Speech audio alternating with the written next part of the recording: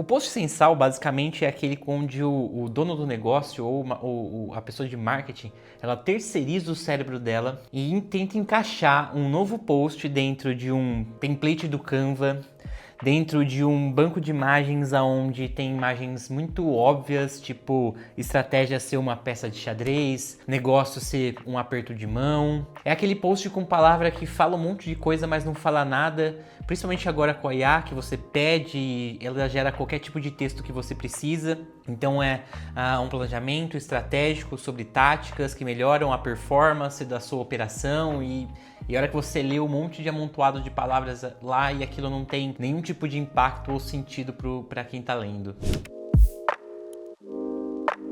Fora que o post sensal é aquele que o protagonista não é o leitor, não é o usuário que está recebendo o conteúdo, e sim a pessoa que está construindo o conteúdo. Então é sempre sobre a pessoa, o quanto ela é melhor, o quanto o produto dela é melhor, o quanto aquela empresa é muito boa. Ela traz o protagonismo muito para ela e o usuário que está rolando o feed ali e está buscando algum tipo de informação, entretenimento, dar uma risada, ter algum tipo de impacto. Na verdade, não está nem aí porque você é melhor ou se você realmente é o melhor. Se a agência vende hoje ainda, 2026, pacote de post, red flag total.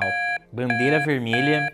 Se for mais de 30 posts por mês ainda, um pacote de 60 posts, 90 posts por mês, a chance disso ser sensal e pura, sem nenhum input interessante ali de informação, uma coisa completamente varejo do marketing, é enorme. Eu particularmente mesmo prefiro, quando a gente está construindo uma estratégia de conteúdo com pessoas que estão construindo conteúdo, que a pessoa consiga gravar um conteúdo livre, principalmente um vídeo que vai para um Reels, por exemplo, onde a pessoa constrói algum tipo de ideia ali, naquele 1 minuto, 1 minuto e meio, vai no máximo 2 minutos, e constrói uma ideia com algum tipo de informação, insight ou opinião que ele quer dar para o público, colocando o público como protagonista, porque você tem que gerar valor para esse público, e a pessoa fala de forma despretensiosa, vamos dizer assim, até de forma irresponsável.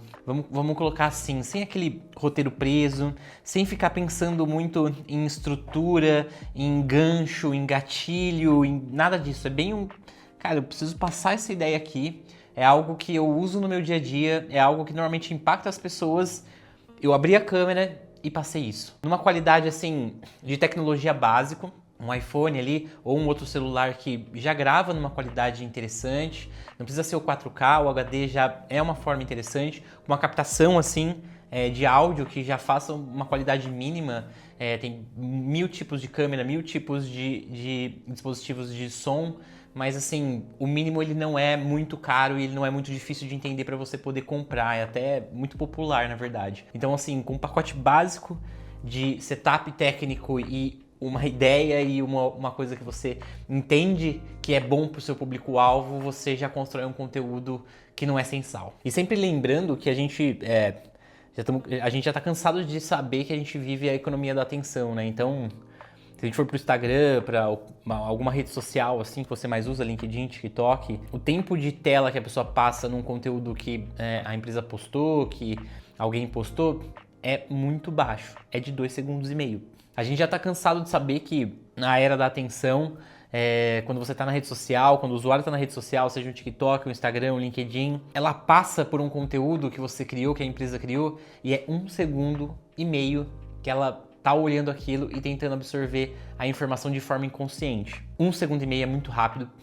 Então, se você construiu uma ideia muito legal, mas se esse 1,5 segundos não tem alguma coisa que chama a atenção para que a pessoa fique e entenda a construção que você vai fazer depois, provavelmente você já vai ter um alcance muito baixo, um engajamento muito baixo, porque essa pessoa não vai ficar presa ao seu vídeo. Por isso que tem aquelas táticazinhas, né, de botar aquele videozinho que dá susto, aquele que parece que vai bater, mas não bate. E já está provado por dados que isso, em vendas efetivas, na verdade não funciona, porque não adianta você enganar o usuário, você aprendeu por uma coisa e na verdade é outra. Óbvio que no varejo dá pra você fazer bastante essa brincadeira com humor, etc, mas de novo já foi provado que isso não aumenta vendas, então toma muito cuidado pra não ser vítima de guru, sabe? Então dá pra você tentar prender a atenção com alguma coisa que é realmente um insight muito legal, que dá pra você passar muito rápido, que prenda a atenção pra que você consiga construir a ideia depois. E aí, depende do conteúdo que você faz, é um tipo de de ideia que você vai fazer nesse 1,5 segundo que você tem com o seu público. Normalmente o que tem funcionado bastante são ideias muito contrastantes, né? A gente tem essa tendência de enxergar o fora do padrão, aquilo que é mais extremo, aquilo que foge um pouco daquilo da normalidade, vamos dizer assim. Então, usa isso, ó, você não deve fazer isso antes de dormir. Então, tipo, é uma coisa, pô, como assim? Eu preciso entender o que eu não posso fazer. Ou você tá fazendo errado alguma coisa, ou uma opinião que, na verdade, a pessoa tem uma opinião X, mas ela coloca que é uma opinião Y, e aí você fala, pô, mas não entendi, foi contrastante, porque não parece que essa pessoa tem essa opinião. E ela te prendeu, na verdade, para ela poder construir a ideia. Ao contrário, no final você consumiu, você gostou do que você consumiu, mas precisou disso para poder você ficar no vídeo ali. No fundo, gente, a verdade máxima é que ninguém se importa com o que você está construindo de conteúdo como empresa, o que a empresa está construindo de conteúdo, pô, principalmente B2B, que tem uma dificuldade muito grande de engajar conteúdo e fica sendo perfeccionista na hora de começar a construir. Então, esse lance de ninguém se importa, a gente fala muito para os nossos clientes, cara.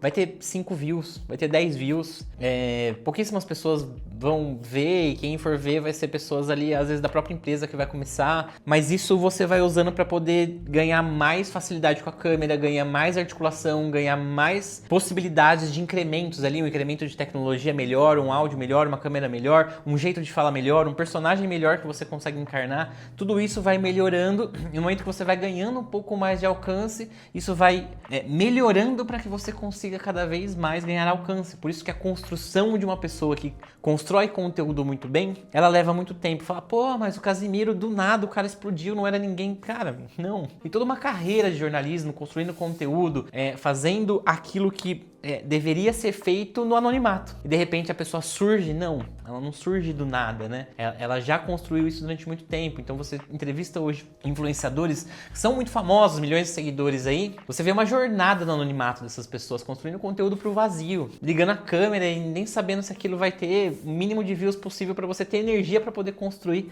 o próximo conteúdo. E vale também que existe a especialidade de canal, a especialidade de tipo de mídia mesmo, né? Que nem o TikTok é uma mídia social, o Instagram é uma rede social, o LinkedIn tá migrando de rede social para mídia social. Qual que é a diferença? A mídia social, ela gera alcance pelo tema. Então, se eu posto alguma coisa de marketing, isso vai para uma série de pessoas que têm um interesse em marketing. Dentro do Instagram, se eu posto esse conteúdo de marketing, primeiro ele vai alcançar a minha rede de amigos e depois ele vai começar a construir a rede da rede dos meus amigos. Então, é diferente a construção. Quando você quer começar e ganhar mais escala no seu conteúdo, é muito melhor redes como YouTube, mídias como YouTube, mídias como TikTok, que elas vão gerar um alcance um pouco maior e vão distribuir melhor seu conteúdo. Para fidelizar um pouco mais o Instagram, porque você vai construindo a sua rede ali e aquela rede ela é um pouco mais fiel antes de você imputar ela em um outro lugar, em alguma comunidade, ou seja lá o que você constrói com o seu público. Então, tem que saber do algoritmo, tem que saber de como a rede funciona, do core arquitetura da informação dela, para você poder construir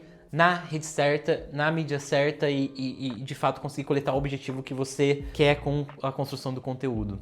E aí vem sempre aquela pergunta sobre quantidade e qualidade, né? É melhor criar mais, é melhor criar menos com mais qualidade? E assim, sendo bem sincero, difícil alguém que coloca como uma fórmula isso, mas a ideia de você criar bastante, você começar a entender o que gera um pouco mais de alcance, né? Principalmente em mídia social, ela é importante para na hora que você quiser diminuir essa quantidade, melhorar a qualidade, você sabe quais são os caminhos de melhora de qualidade. Então, se você começa construindo muito pouco, mas você acha que é muito bom, e se você estiver errado? E nada do que você está construindo ainda é muito bom para o público-alvo que você quer.